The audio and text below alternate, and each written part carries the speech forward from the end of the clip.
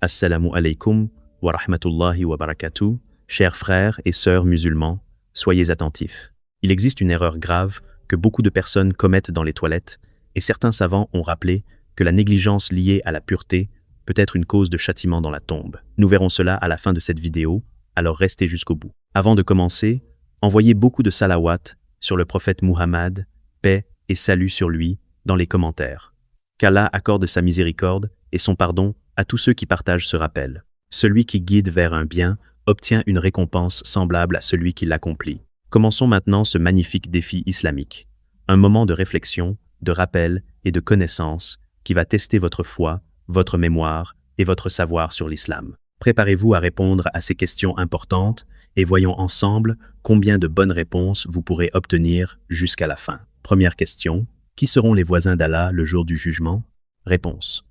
Ceux qui fréquentaient les mosquées et y étaient attachés. Deuxième question. Quel sera le combustible du feu de l'enfer? Réponse. Les hommes et les pierres. Troisième question. Quelle eau a été décrite comme éteignant le feu de l'enfer?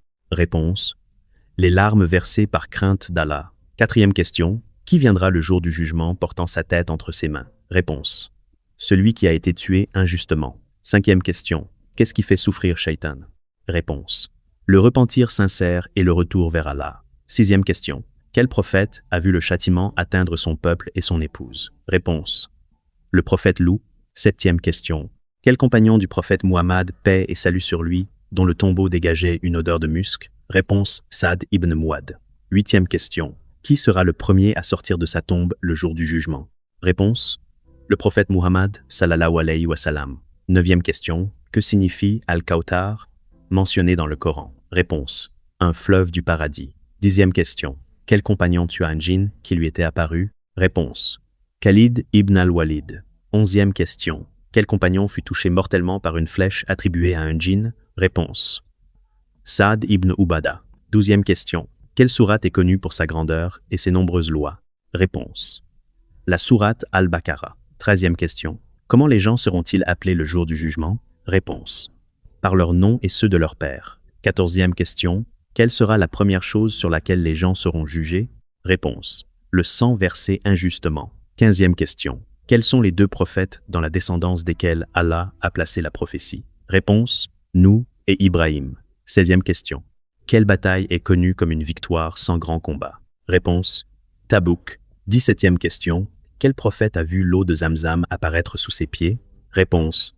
Ismaïl. 18e question. Dans le Coran, qui sont désignés comme les pieux piliers de Pharaon? Réponse. Ses armées et ses soldats. 19e question. Quel compagnon perdit ses yeux à Uhud avant qu'Allah ne lui rende la vue par la cause du prophète Muhammad, paix et salut sur lui? Réponse. Qatada ibn an-Numan. 20e question. Quel prophète vit des sauterelles d'or descendre sur lui? Réponse. Ayoub. 21e question. Combien de fois Hawa, épouse d'Adam, aurait-elle porté des enfants selon certains récits? Réponse. 20 fois. Et maintenant, la question importante. 22e question. Quel péché ou quelle négligence beaucoup de gens commettent dans les toilettes? Réponse. En islam, la purification et la propreté occupent une place très importante. Allah aime ceux qui se purifient et qui prennent soin de leur propreté, car la pureté fait partie des qualités du croyant. Beaucoup de savants ont mentionné qu'uriner assis est souvent préférable lorsqu'il y a un risque d'éclaboussure ou pour mieux préserver la pureté. Le croyant doit aussi veiller à nettoyer correctement les parties intimes après avoir uriné ou déféqué, car la purification complète fait partie des règles importantes de l'islam. Négliger cela peut entraîner des impuretés sur le corps ou les vêtements. De plus, l'islam enseigne le respect des lieux d'aisance. Ne pas salir les endroits fréquentés par les gens, ne pas nuire aux autres, et préserver la pudeur même lorsqu'on est seul. Enfin, la pureté extérieure rappelle aussi la pureté intérieure. De la même manière que le musulman nettoie son corps des impuretés, il doit purifier son cœur des péchés, de l'orgueil, de la jalousie et des mauvaises actions. Si tu es arrivé jusqu'à la fin, écris en commentaire « Subhanallah wa bihamdihi, Subhanallah al-Azim » et dis-moi combien de réponses tu as trouvées justes.